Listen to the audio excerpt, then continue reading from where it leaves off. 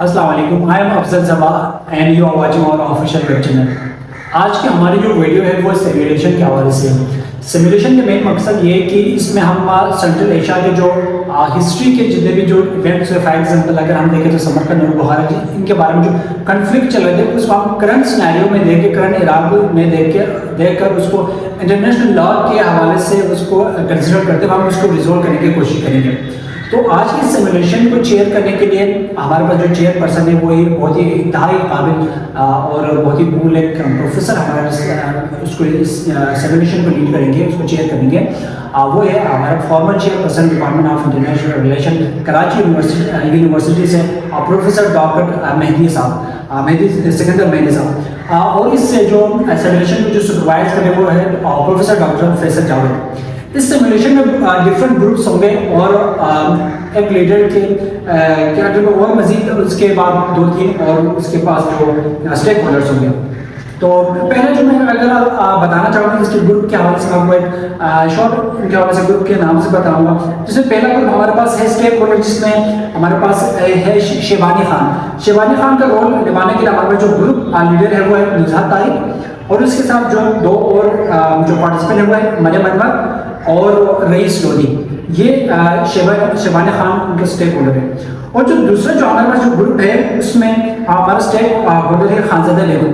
खानजादा बेगम का जो role play कर रही है वो है हमारे पास जो ग्रुप लीडर है वो है सोमा अकबर, और उसके साथ जो टीम लीडर मेंबर्स मजीद जो है सईद अमन है और वासिफ खान है। अगर मैं ग्रुप 3 की बात कर लूँ तो इसमें स्टेक होल्डर हमारा ज़हीरुद्दीन बाबर है। ज़हीरुद्दीन बाबर का जो ग्रुप लीडर है उसका जो रोल प्ले कर रही है वो है मुनज़्ज़ा खान, उसके साथ देंगे अरीश अहमद और अब्दुल मालिक। और जो हमारा फिफ्थ जो ग्रुप है उसमें हमारा जो हमारा फोर्थ जो ग्रुप है वो है हमारा शाह इस्माइल।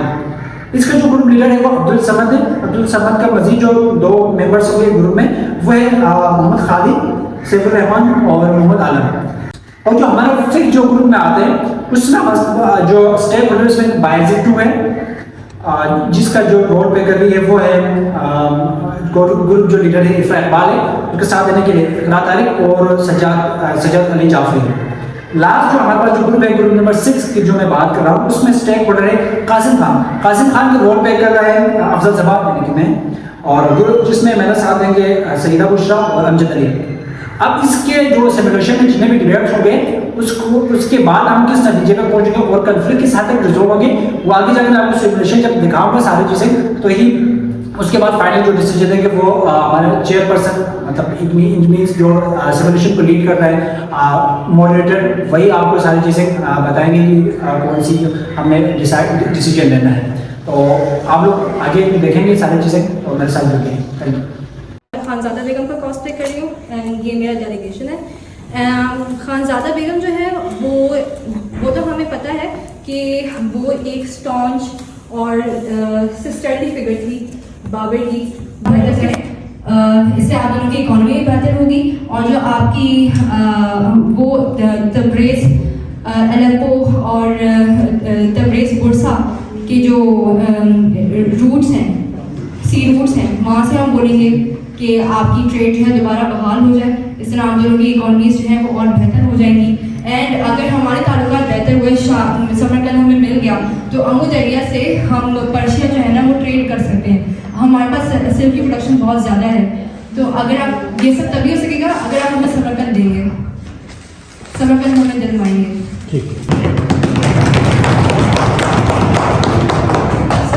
से बात की जा रही है कि शबानी खान है वो बैंकरप्ट हो चुका है, तमाम चीज़ें अगर वो बैंकरप्ट होता तो वो इतनी ज़्यादा डेवलपमेंट नहीं कर सकता, which is the proof evidence. और उसके अलावा जो दूसरी बात है कि रेफरेंडम की बात की जा रही है या सबको इंसेंटिव्स देने की बात की जा रही है समरकंद के हवाले से, तो आप डिप्लोमेटिकली तो इंसेंटिव दे सकते हैं इंटरनेशनल कम्युनिटी को उनके सपोर्ट को गेन करने के लिए, लेकिन जो बात मानी जाएगी वो समरकंद की सिटीजन्स की मानी जाएगी, उनकी पॉपुलेशन की मानी जाएगी कि वो किसकी तरफ जाना चाहते हैं। Last year we held the referendum, 92% votes were in the favour of Shahbani Khan government. वो रिकग्नाइज करते हैं शहबानी खान की गवर्नमेंट को, उसकी सोवरेनिटी को रिकग्नाइज करते हैं, and 8% votes were against the Shahbani Khan, लेकिन हमने अपनी डिप्लोमेसी के थ्रू उनको इंसेंटिव्स दे के और उन माइनॉरिटी ग्रुप्स को हमने इतना फैसिलिटेट किया कि now they also favour Shahbani Khan. Okay, next you. I think your referendum was that of Ayub Khan against Fatima Jinnah. वही बता। I would like to make an addition, please. आप पहले बोले थे जैसे आपने कहा कि 92% लोगों ने जो है वो वोट दे दिया। ये रेफरेंडम कहाँ हुआ, इसमें पार्टी को इंगेज किया गया नहीं किया गया, इसमें शिया कितने थे सुन्नी कितने थे, क्योंकि कॉन्फ्लिक्ट यही है ना, बोन ऑफ कंटेंशन यही है कि कुछ शिया हैं कुछ सुन्नी हैं। तो आपने किस बुनियादों पे पहली बात तो इलेक्शन करवाया, दूसरी बात सुल्तान बायजीद दोम के लिए मेरा एक सजेशन है, कासिम खान जो कि काजर खानेट से हैं, उनकी खानेट को भी खतरा है शहबानी खान से, इसीलिए और बाबर जो हैं शाह इस्माइल सफाविद हैं। हम ये चाहते हैं कि एक ऐसा उज़्बेक लीडर सामने ला दिया जाए, क्योंकि बहुत सारे उज़्बेक लीडर हैं, शहबानी खान किसी को ऊपर नहीं आने देना चाह रहे, तो शहबानी खान को हटा के किसी एक ऐसे उज़्बेक लीडर को सामने रखा जाए जो कि दूसरों की बात भी समझें, और एक हिस्सा जो है वो बाबर को दे दिया जाए रेफरेंडम की बुनियाद पे, एक हिस्सा शाह इस्माइल सफाविद को दे दिया जाए, मसला यहीं पे रिजॉल्व हो जाएगा, और फिर हमारे ताल्लुकात सुल्तान बायजीद दोम से भी अच्छे हो जाएंगे और बाबर से भी अच्छे हो जाएंगे, और इससे जो है वो ना कोई खून बहेगा ना कोई खराबा होगा, और हम अमन से जो है यहाँ से उड़ जाएंगे। Yes, please. As a mediator आप कासिम खान, हम जाहिर सी बात है आप लोगों ने वाइड नोटिस 92% आपके शहबानी को एक्सेप्ट कर रहे, तो हम शहबानी के अगेंस्ट में, क्योंकि उसने जाहिर से बहुत अपनी पूरी जो एक्सपेंशन पॉलिसी को अप्लाई करते हमारे टेरिटरी तक आ गए थे और हमने इन्वेट किया था, और ये हम कभी भी एक्सेप्ट नहीं करते कि कोई हमारे टेरिटरी पे आके कब्जा कर ले, तो ये इंटरनेशनल लॉ के अगेंस्ट भी, तो हम उसे अगेंस्ट में जाएंगे। Thank you. Okay. You have said that Please. तो शाह इस्माइल, क्योंकि इन्होंने कहा हमने डेवलपमेंट भी की थी, हमारा बजट भी बहुत था, ये मतलब नहीं कि आप सोमा ने सही कहा कि आपने जंग लड़ी, आप कमजोर हो गए थे जंग लड़ते लड़ते, और आप बैटल ऑफ मर्व तक पहुंच चुके हैं। हम बैटल ऑफ मर्व को अवॉइड नहीं कर सकते, हम आपके सिर्फ सर कलम होने को बचा सकते हैं, तो उसकी गारंटी बाबर ले सकता है, शाह इस्माइल को गारंटी उनकी एश्योरेंस ले सकता है कि इनका सर ना काटा जाए, और शहबानी को हम बायजीद यिल्दिरम की तरह जैसे तैमूर ने रखा था, 13 महीने इनको बायजीद यिल्दिरम को बतौर मेहमान कैद में रखा था, हम शहबानी को अपने पास रखने के लिए तैयार हैं, और उस वक्त में से किसी को भी हेड बना के, जो इन्होंने अभी बांटना है समरकंद को, तो उस वक्त में से किसी भी को भी हेड बना दें, मगर शहबानी हमारे साथ कैद रहे। जिस तरह से उनकी किलिंग की, समरकंद के लोगों की, उसके अलावा भी बुखारा और दूसरी जो एंटिटीज थी उज़्बेकिस्तान की, जिस तरह से आपने ऑप्रेस किया, तो आपको भी 13 महीने की इम्प्रिजनमेंट फेस करनी पड़ेगी, और खानजादा बेगम आपको स्पिनिच की 2 साल की इम्प्रिजनमेंट फेस करनी पड़ेगी। मैंने एज आई मेंशन के सब कंसर्न्स और व्यूज़ देख रही हूँ। बेसिकली बाबर को भी मैंने सपोर्ट किया था जब बाबर पे शहबानी की तरफ से इन्वेजन हुआ था, तो बाबर के जो रिफ्यूजीज़ हैं उसे मतलब के बायजीद मैंने मतलब अपने पास रखा था, वहाँ रख के जो बाबर ने उस ही ड्यूरिंग दैट एरा बाबर ने जितनी भी मिलिट्री जो स्किल्स हैं और एडमिनिस्ट्रेटिव स्किल्स हैं वो बायजीद यानी कि ऑटोमन एम्पायर से सीखे थे। ऑन दी अदर हैंड जो मैं अगर बात करूँ शहबानी की, तो शहबानी को आई हैव सपोर्ट किस चीज़ पर किया था, जब शाह इस्माइल जो हैं वो मतलब कि इन्फोर्समेंट कर रहे थे सुन्नी को शिया बनाने में। आप अगर देखा जाए तो 800 साल पहले वहाँ पर जितने भी ईरान हैं वहाँ पे सुन्नी मुस्लिम ज़्यादा थे और शिया मुस्लिम्स कम थे, लेकिन उसके बाद जिस तरह जो है वो रूलर्स चेंज होते गए और एम्पायर बदलते गए, तो with the passage of time जब ये आए शाह इस्माइल आए, और बहुत ही कम उम्र में इन्होंने देखा जाए तो काफ़ी आगे जो है बढ़ गए थे। और अगर शहबानी की बात की जाए तो शहबानी ने तैमूरिद और मंगोल दोनों को जो है ना उनकी काफ़ी जो मतलब के टेरिटरीज थी उनको जो है ना इन्वेट करके अपने उसमें ले लिया था, कब्जे में ले लिया था। शहबानी खान कहेंगे कि बाबर के साथ ये किया जाएगा, no I don't want it, मतलब कि एज ए मीडिएटर्स हम ये नहीं चाहेंगे, इसमें है ब्लड शेडिंग होगी। अगर आप शहबानी को एग्जाइल में रहेंगे, शहबानी की जो अलायंस है वो खड़े हो जाएंगे, शहबानी की जो वहाँ पे सिविल वॉर का खतरा है, क्योंकि शहबानी जो है उनका फेवरेट लीडर है, अपने उज़्बेकिस्तान का फेवरेट लीडर है। तो जब शहबानी के साथ ये होगा तो क्या होगा, सिविल वॉर के चांसेस हैं। तो I don't want it to do at all. मैं ये चाहूँगी कि आप जितने भी हैं अपने टेरिटोरियल डिस्प्यूट्स को जो है ना अपने लिमिट तक रखें और अपनी स्टेट्स को कंसोलिडेट करें, और जो जिसकी फॉर एग्जांपल समर्थन अगर हम बाबर को दे देते हैं तो शहबानी खान अपने उज़्बेकिस्तान को जो है ना वो कंसोलिडेट करने की तरफ मतलब कि कंसर्न दिखाएं। ओके, उसमें डिस्कस कर लें, हो सकता है किसी कॉर्नर में जाकर डिस्कस कर लें। तो मेन लीडर ओनली सर कह रहे मेन लीडर 6 होंगे पढ़ रहे होते हैं, ठीक है, लेकिन जब तक हम उन कॉन्सेप्ट को, उस नॉलेज को अप्लाई नहीं करेंगे प्रैक्टिकली, तब तक जो है एक अच्छे हम जो है ना डिप्लोमेट और आईआर के स्टूडेंट नहीं बन सकते हैं। तो मेरे ख्याल से ये चीज़ें होनी चाहिए। और एक दो चीज़ें अगर सर की इजाज़त हो तो मैं यहाँ पे ऐड करूँगा कि एक जो है ना जो सिटिंग अरेंजमेंट, मैंने सर से ये कहा कि अगर ये यू फॉर्म में होती है आपकी तो वो मच बेटर होता, चीज़ें अलग से। और दूसरा हमेशा कोशिश करें कि जब आप बात कर रहे हैं तो you have to address the chair, ठीक है, आप क्रॉस टॉक आपस में ना करें, ठीक है। तो अच्छी एक्सरसाइज है, इसको होना चाहिए मजीद भी, और इंशाल्लाह जैसे। Thank you sir. okay, now let me offer you my concluding remarks. एक टीचर जो होता है, and I am in the business of teaching for the last 40 years or more. Teacher बोलना चाहता है, आपने 2 घंटे हमें सुनने पे मजबूर किया है, अब आपको सुनना है, ठीक है। पहली बात तो ये कि it was a very disciplined show, very organized show and disciplined show, and it was a well prepared program.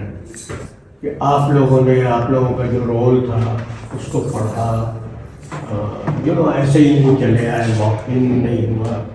I am very much impressed by all the speakers जिन्होंने बात की, और फिर क्रिएटिविटी केम इन, आपने इंटरवेंशन किया विदाउट प्रायर प्रिपरेशन, आपने question आए, challenge किया, ब्लेम किया, played the role very well. अब मैं आपको ये तो एक हिस्ट्री की बात होगी और आपने एक सिनेरियो बनाया कि आज क्या होगा। अब मैं रियल वर्ल्ड का आपको एग्जाम्पल देता हूँ जो हमारे पाकिस्तान में उस तरह नहीं पढ़ाया जाता। 2 territorial disputes. One is Hong Kong. Hong Kong China degenerate हो रहा था, डेकेडेंट सोसाइटी थी। ब्रिटिश ने ओपियम ट्रेड शुरू किया। चाइनीज गवर्नमेंट ने और पीपल ने रेजिस्ट किया कि नहीं, हमें नहीं चाहिए। उस पर उन्होंने वॉर की, 2 वॉर की, ओपियम वॉर, और चाइना के कुछ हिस्से उन्होंने कैप्चर किए, उसमें हांगकांग था। हांगकांग पर ये ट्रीटी हुई कि 99 इयर्स तक वो ब्रिटिश के अंडर में होगा। वो चलता रहा मामला, शायद 1897 में या 98 में एग्रीमेंट फाइनल हुआ और ये 1997 में इन्हें जाना था। अब चाइना में रेजिस्टेंस मूवमेंट बढ़ी, रेवोल्यूशनरी मूवमेंट हुई। 1949 में चाइना एक रेवोल्यूशनरी पावर हो गया। पूरे चाइना में पीपल्स पावर और कम्युनिस्ट पावर था, माओ ज़ेडुंग लीडर था। वो चाहते तो एक दिन में हांगकांग ले सकते थे, लेकिन उन्हें पता था कि अगर हम वहाँ गए तो फिर ब्रिटिश फौज आएगी कि आपने ट्रीटी को वायलेट किया, जबकि वो ट्रीटी खुद इलीगल थी और हांगकांग हिस्टोरिकली उनका हिस्सा है। उन्होंने 5000 ईयर्स के सिविलाइजेशन है, हम तो सिर्फ 75 साल के नए मुल्क हैं, हमें तो कुछ भी नहीं आता। या अमेरिका 300 साल का मुल्क है तो इन्हें भी कुछ नहीं आता। वो 5000 साल का मुल्क है। ईरान 5000 साल का मुल्क, अफगानिस्तान 5000 साल का मुल्क। पाकिस्तान कुछ नहीं है इनके सामने, हिस्टोरिकल एक्सपीरियंस के सामने। हाँ, सिंध का एक्सपीरियंस है, पंजाब का एक्सपीरियंस है, पाकिस्तान का कोई एक्सपीरियंस नहीं है। तो चाइना ने वेट किया। चाइना को पता था कि अगर हम कैप्चर करते हैं हांगकांग तो ब्रिटिश फोर्सेस आ जाएंगी, अमेरिकन फोर्सेस आ जाएंगी, फिर क्या होगा? फिर हमारा रेवोल्यूशन ख़त्म हो जाएगा। They waited and waited and waited. 80s से उनकी निगोशिएशन शुरू हुई यूके से कि भाई ट्रीटी अब ख़त्म होना है और हमको हांगकांग मिलना है। यूके ने बड़ी कोशिश की कि कुछ वायलेशन हो जाए और हम बहाना मिल जाए। आखिर में जाकर एग्रीमेंट हुआ और उन्होंने कहा कि ठीक है, हांगकांग हम आपको दे देते हैं, लेकिन हांगकांग में कैपिटलिस्ट पॉलिटिक्स होगी, कैपिटलिस्ट इकॉनमी होगी। अब एक कम्युनिस्ट पावर के लिए बड़ा मुश्किल था, क्योंकि अब ये उन्हें पता था कि हांगकांग के ज़रिए ये अब कम्युनिज्म को ख़त्म करेंगे। और उन्होंने एक अरसा रखा कि उस अरसे तक आपकी पूरी यानी पॉलिटिक्स वही डेमोक्रेटिक और चलेगी, आप इंटरफेयर नहीं करेंगे। बहुत मुश्किल कंडीशन से हांगकांग को उन्होंने मान ली कंडीशन, और 1997 में परहैप्स हांगकांग इनके हवाले हो पीसफुली। और हांगकांग कोई सैचिन ग्लेशियर नहीं है जहाँ कुछ भी नहीं, it's a valley of gold. ये विजडम होती है, ये होता है टेरिटोरियल डिस्प्यूट का। अब एक दूसरा एग्जांपल देता हूँ, पेरू और इक्वेडर, ये दो लैटिन अमेरिकन स्टेट्स हैं। झगड़े उनके चलते थे, एक बॉर्डर पे तनाज़ा था, टेरिटरी पे तनाज़ा था। 3 जंगें उन्होंने लड़ी, और जैसे इंडिया पाकिस्तान का है वैसा रिलेशनशिप था। इक्वेडर भी असलहा ख़रीद रहा है, पेरू भी असलहा ख़रीद रहा, और ये चल रहा था, टेंशन थी। उसी ज़माने में उन मुल्कों के करीब नाम नहीं याद आ रहा है कंट्री का, वहाँ एक कॉन्फ्रेंस थी। उस कॉन्फ्रेंस में यूहान गाल्टुंग साहब वहाँ कॉन्फ्रेंस में गए। The Norwegian scholar is the founder of peace scholar, Galtung कहते हैं। I have the honour of working in his institute in Norway and meeting him. तो यूहान गाल्टुंग वहाँ कॉन्फ्रेंस में थे। उसी कॉन्फ्रेंस में इक्वेडर का फॉर्मर प्रेसिडेंट था, इन दोनों की मुलाकात होती।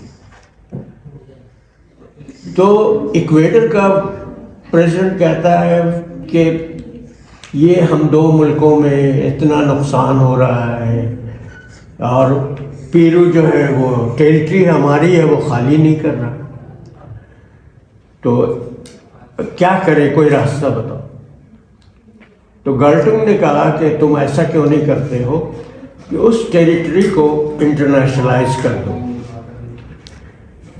या उस पे जो उस मिल्कियत होगी वो पेरू की भी होगी, इक्वेडर की भी होगी, और वो एक इंटरनेशनल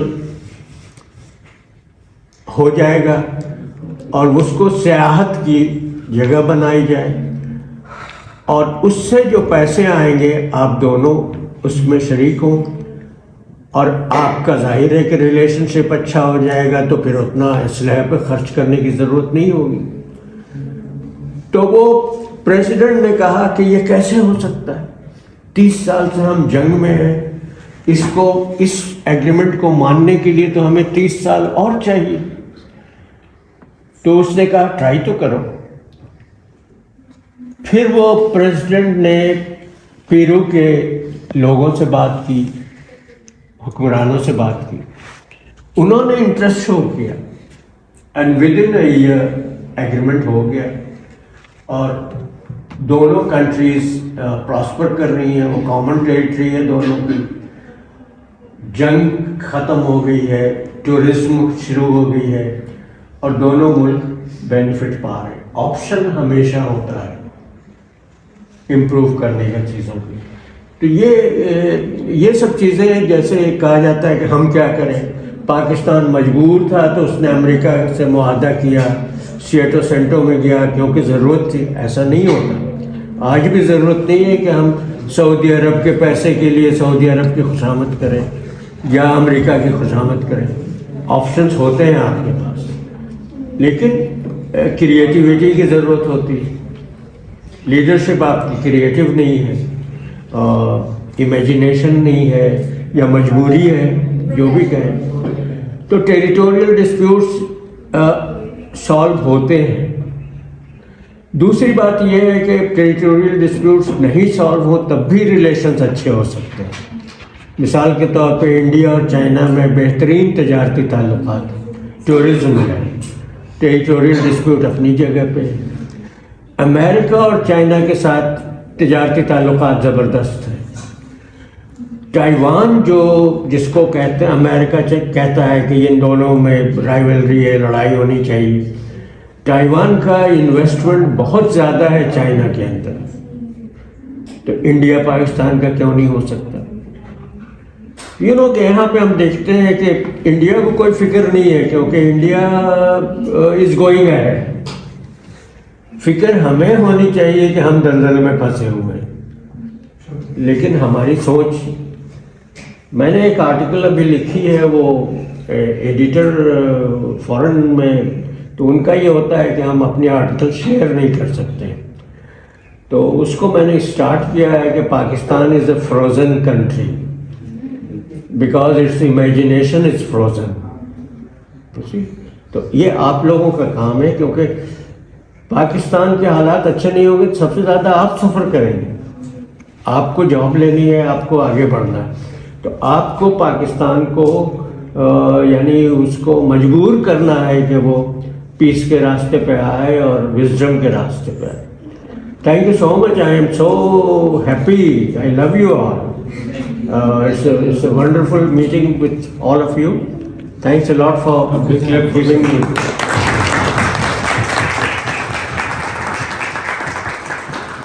सर, सबसे पहले आपका बहुत बहुत शुक्रिया, आपने अपने कीमती वक्त में से हमारे लिए टाइम निकाल के हम इस सिमुलेशन को आपने लीड किया। सर, आज सारे स्टूडेंट ने, हर पार्टिसिपेंट ने अपने हिसाब से जो इरा था जो उन्होंने एक्सप्लेन किया, और उसके बाद जो क्वेश्चन आंसर का जो डिबेट हुआ, आपने उसको तामुल मिजाजी से आपने उसको सब कुछ आप सुनने के बाद आपने अपना डिसीजन दिया।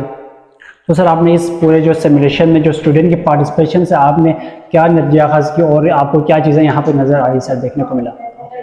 मैं यहाँ आकर बहुत खुश हुआ।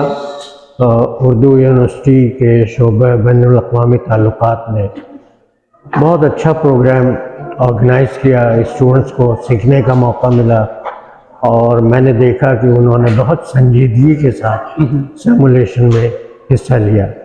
थॉट्स आए, उनकी तैयारी थी अच्छी, और बहुत कुछ सीखा होगा।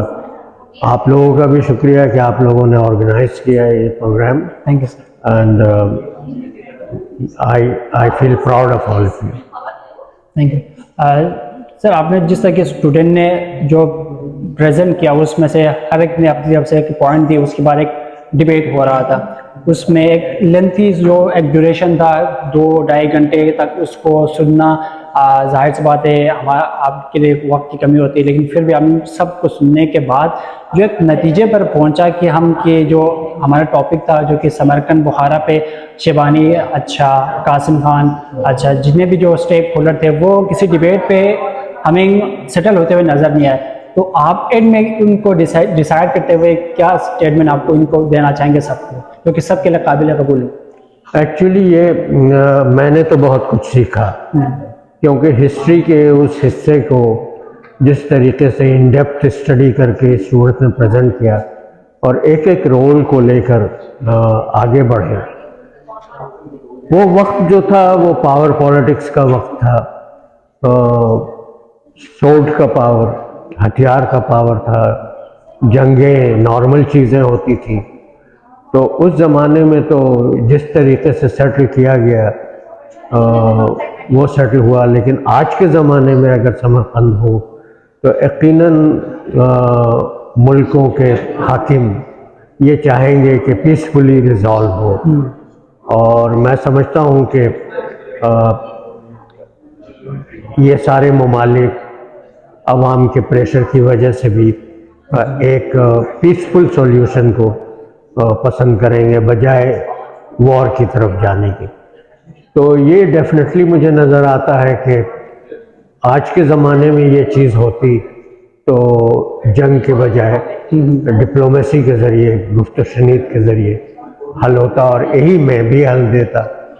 मैं भी उन्हें यही कहता कि भाई आपको जंग नहीं करनी। एग्जैक्टली। यहाँ पे एक बात और ये कहता चलूँ कि हुक्मरां को कभी मुल्क नहीं समझना चाहिए। जी बिल्कुल सर। वो नेशनल इंटरेस्ट की बात करते हैं, वो रिप्रेजेंट करते हैं as if they are representing the country. सही मानों में जो पावर है, जो रिप्रेजेंटेटिव है, वो पीपल है। अवाम क्या कहते हैं। हुक्मरान तो आते जाते रहते हैं, बिल्कुल सर। अवाम रहते हैं और उनका इंटरेस्ट असल है। ये नहीं कि एक हुक्मरान ने कह दिया ये नेशनल इंटरेस्ट है तो वही नेशनल इंटरेस्ट, जंग में जाना है तो जाना है। नहीं, मुझे जंग नहीं पसंद है, मैं नहीं जाऊंगा। तो इस सिमुलेशन से काफ़ी मेरा ख्याल है कि स्टूडेंट्स भी तो उनको सोचने का मौका मिलेगा और it's very good and it should go on. Thank you so much. तो नाजरीन, ये थे आज हमारे साथ farmer chairperson department of international relation from Karachi university, आज ना प्रोफेसर डॉक्टर मेहदी साहब आज हमारे साथ इस सेशन को चेयर कर रहे थे और उसमें अपने तासुरात दिए, बहुत ही एक्सप्लेन किया उसको। उम्मीद है उसके तबसरे और तजज़े से आप उनको ये मुस्तफ़ीद हो गया होगा। हमें इजाज़त दीजिए। अल्लाह हाफ़िज़। Thank you so much. Very good.